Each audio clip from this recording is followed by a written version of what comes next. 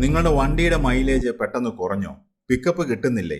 നമ്മൾ അറിയാതെ അടിക്കുന്ന E20 പെട്രോൾ നിങ്ങളുടെ വണ്ടിയുടെ എഞ്ചിൻ തകർക്കുകയാണെന്ന് സർക്കാർ ഏജൻസി തന്നെ സമ്മതിക്കുന്നു. എന്താണ് ഇതിന് പിന്നിലെ യാഥാർത്ഥ്യം?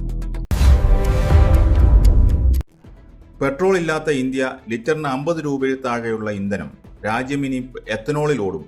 കേന്ദ്ര ഉപരിതല ഗതാഗത മന്ത്രി നിതിൻ ഗഡ്കരി കഴിഞ്ഞ കുറച്ചു കാലമായി രാജ്യത്തിന് നൽകിക്കൊണ്ടിരുന്ന വാഗ്ദാനമാണിത്.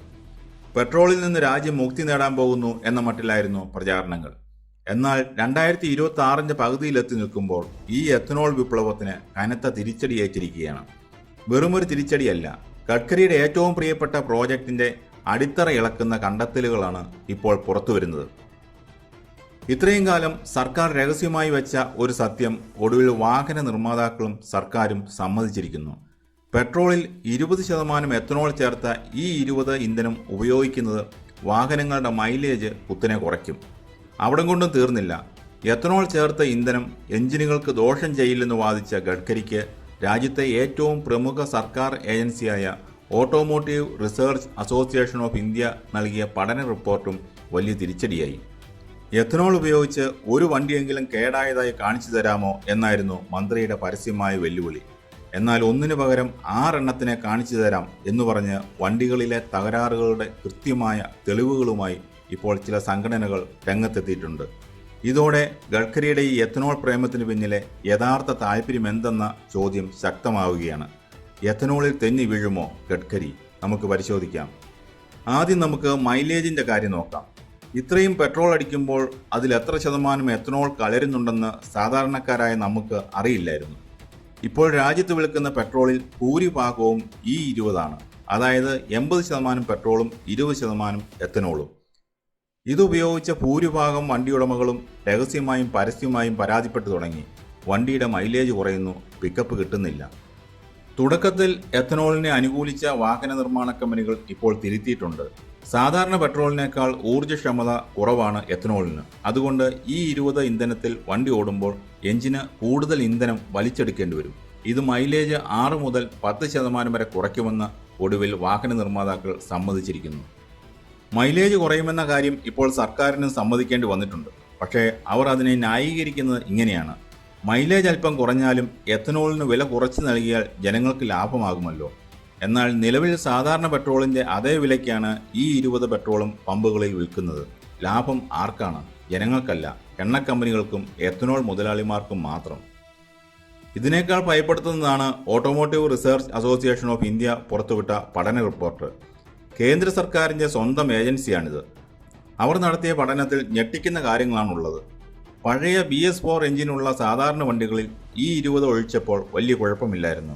എന്നാൽ BS4 ടർബോ ചാർജ്ഡ് എഞ്ചിനുള്ള വണ്ടികളിൽ ഈ ഇന്ധനം വലിയ തകരാറുകൾ ഉണ്ടാക്കി. എഞ്ചിന്റെ വാൽവുകളിൽ തെർമോ മെക്കാനിക്കൽ തകരാറുകൾ കണ്ടെത്തി. അതായത് എഞ്ചിനിലെ പാർട്സുകൾ വേഗത്തിൽ നശിച്ചു പോകുന്നു. നമ്മുടെ നാട്ടിലോടുന്ന ഹോണ്ട, വോക്സ്വാഗൺ, ഫോർഡ്, ടയോട്ട തുടങ്ങിയ നിരവധി കമ്പനികളുടെ പ്രീമിയം മോഡലുകളിൽ ഇത്തരം ടർബോ എഞ്ചിനുകളാണുള്ളത്. അതുമാത്രമല്ല, E10 അതായത് 10% എത്തനോൾ ഉള്ള ഇന്ധനം മാത്രം ഉപയോഗിക്കാൻ പാകത്തിന് ഡിസൈൻ ചെയ്ത പഴയ ലക്ഷക്കണക്കിന് വണ്ടികൾ നമ്മുടെ റോഡിലുണ്ട്. അവയിൽ E20 അടിക്കുമ്പോൾ വാഹനത്തിലെ റബ്ബർ ഹോസുകൾ, ഗാസ്കറ്റുകൾ, സീലുകൾ എന്നിവ വേഗത്തിൽ ഉരുകിപ്പോകുകയോ കേടാവുകയോ ചെയ്യും. ഫലമോ സാധാരണക്കാരന് വൻതുക അറ്റകുറ്റപ്പണിക്കായി ചെലവാക്കേണ്ടി വരുന്നു.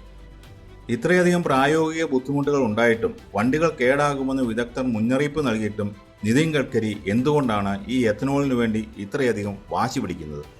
പെട്രോളിൽ നിന്നും രാജ്യത്തെ പൂർണ്ണമായി മുക്തമാക്കാൻ എന്ന പേരിൽ 100% എത്തനോൾ ഇന്ധനമായി ഉപയോഗിക്കാനുള്ള നിയമപരമായ ചട്ടങ്ങളിൽ കഴിഞ്ഞ മാസം ഗഡ്കരി ഒപ്പുവച്ചിരുന്നു.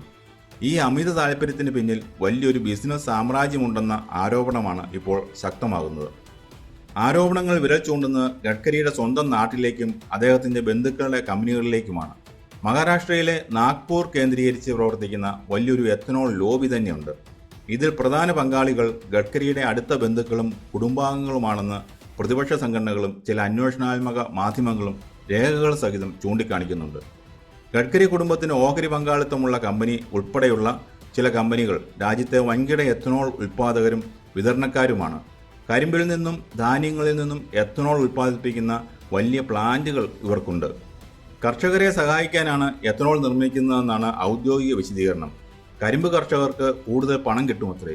എന്നാൽ യഥാർത്ഥത്തിൽ നടക്കുന്നത് കർഷകരുടെ പേരിലുള്ള കോർപ്പറേറ്റ് കൊള്ളയാണെന്ന ആരോപണമാണ് ഉയരുന്നത്. പെട്രോളിന്റെ ഇറക്കുമതി കുറച്ച് വിദേശ നാണ്യം ലാഭിക്കാം എന്ന നല്ല ഉദ്ദേശമെന്നാണ് പറച്ചിൽ.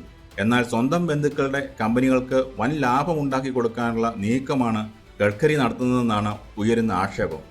രാജ്യത്തെ കോടിക്കണക്കിന് വരുന്ന വാഹന ഉടമകളെ പരീക്ഷണ വസ്തുക്കളാക്കി മാറ്റിക്കൊണ്ടാണ് ഈ കോർപ്പറേറ്റ് കളി നടക്കുന്നത്. വാഹന ഉടമകളുടെ ആശങ്കകൾക്ക് ആരും ചെവി കൊടുക്കുന്നില്ല. നിങ്ങൾ നാളെ ഒരു പുതിയ വണ്ടി വാങ്ങാൻ പോയാൽ അത് E20 കമ്പാറ്റബിൾ ആയിരിക്കും. പക്ഷേ നിങ്ങളുടെ കയ്യിൽ നിലവിലുള്ള പഴയ വണ്ടികളുടെ അവസ്ഥ എന്താകും? പഴയ വണ്ടികളിൽ E20 പെട്രോൾ നിരന്തരം അടിക്കുമ്പോൾ എഞ്ചിൻ തകരാറിലാകും. ഇതോടെ പഴയ വണ്ടികൾ ആർക്കും വേണ്ടാതാകും. സാധാരണക്കാരൻ്റെ സമ്പാദ്യമാണ് ഇവിടെ ഇല്ലാതാകുന്നത്.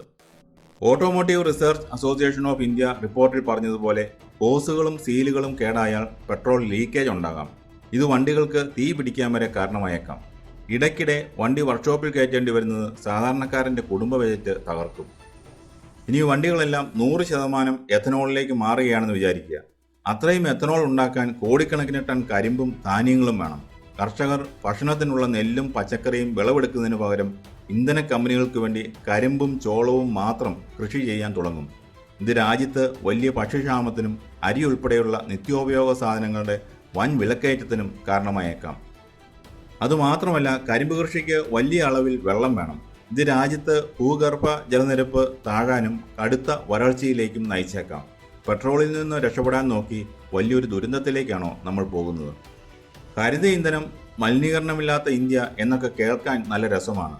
വിദേശത്തു നിന്ന് പെട്രോൾ ഇറക്കുമതി ചെയ്യുന്നത് കുറയ്ക്കണം എന്ന കാര്യത്തിലും ആർക്കും തർക്കമില്ല. പക്ഷേ അത് ചെയ്യേണ്ടത് ജനങ്ങളെയും അവരുടെ വാഹനങ്ങളെയും പണയപ്പെടുത്തിക്കൊണ്ടാകരുത്.